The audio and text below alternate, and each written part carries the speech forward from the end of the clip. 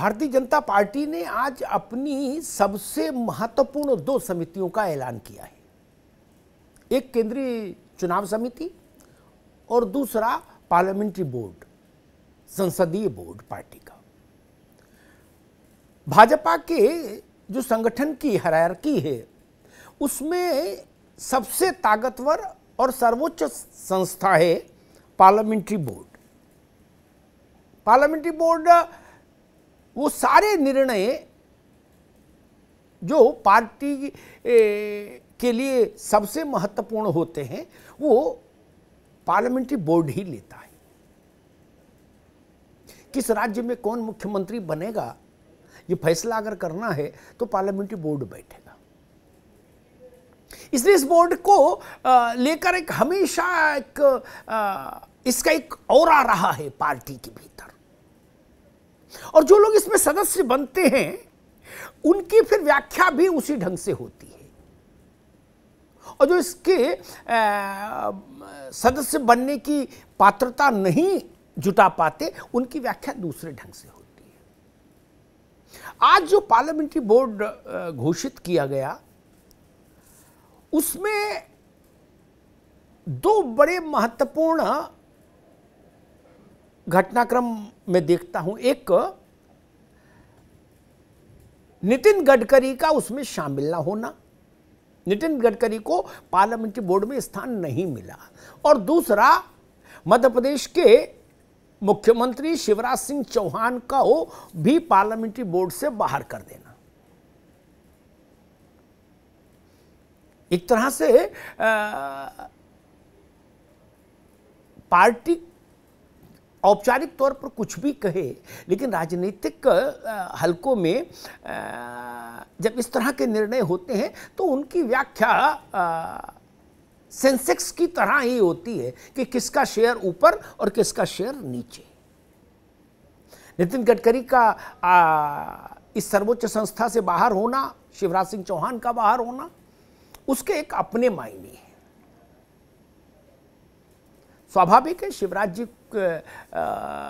और उनके समर्थक कुछ भी कहें, लेकिन इसकी व्याख्या इस ढंग से भी होगी कि शायद शिवराज सिंह चौहान से दिल्ली दरबार उतना प्रसन्न नहीं, और नितिन गडकरी अपने बयान और वक्तव्यों को लेकर अक्सर चर्चा में रहते हैं, और उनके इर्द गिर्द तमाम इस तरह की कहानियां भी बुनी जाती हैं, बताई गढ़ी जाती हैं,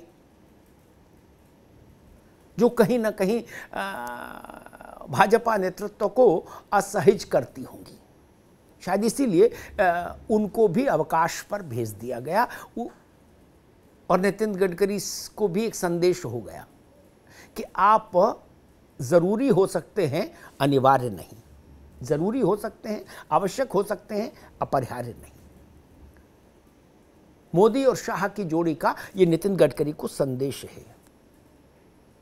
आप जरूरी हैं, ठीक बात, लेकिन अपरिहार्य नहीं है।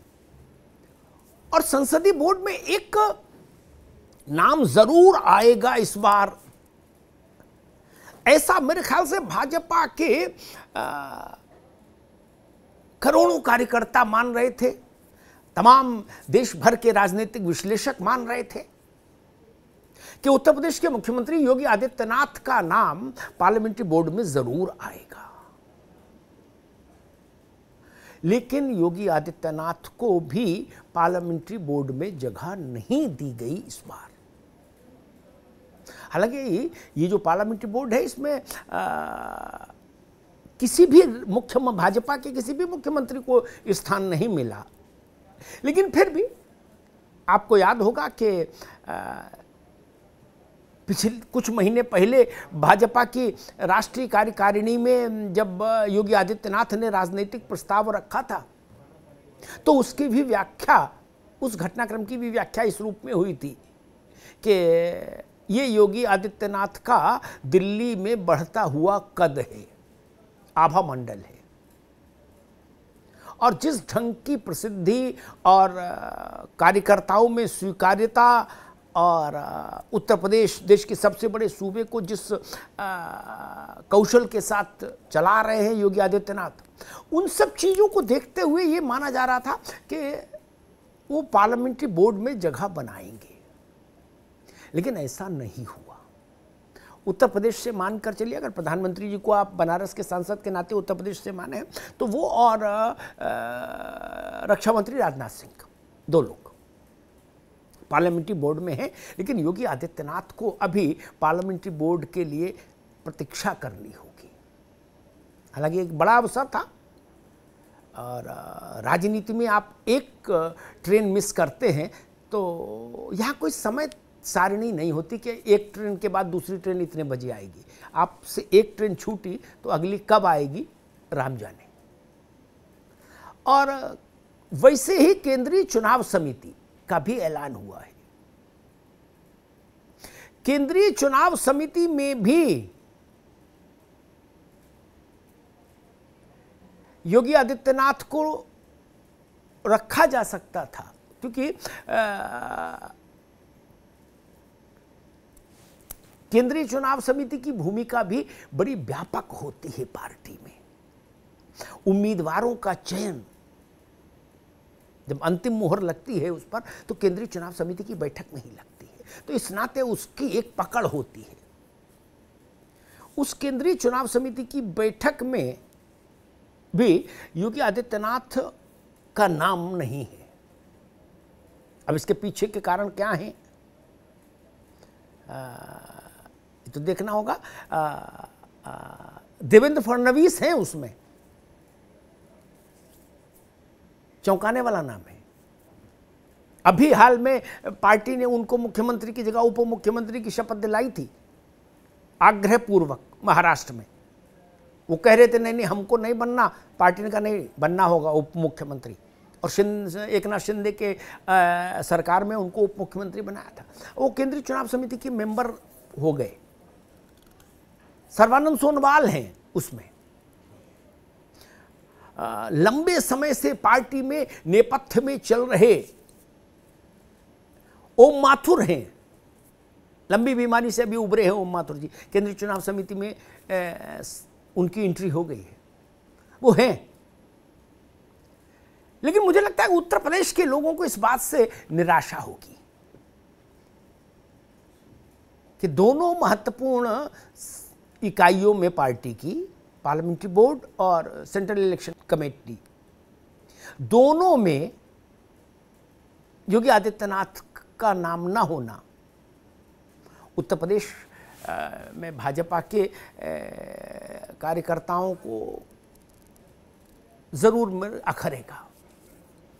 और भविष्य की संभावनाओं की दृष्टि से अगर आप देखें तो भाजपा के भीतर और भाजपा के बाहर एक परसेप्शन ये है, जो अभी है, परसिस्ट कर रहा है, वो ये है कि नरेंद्र मोदी और मोदी जी के बाद योगी। आपको याद होगा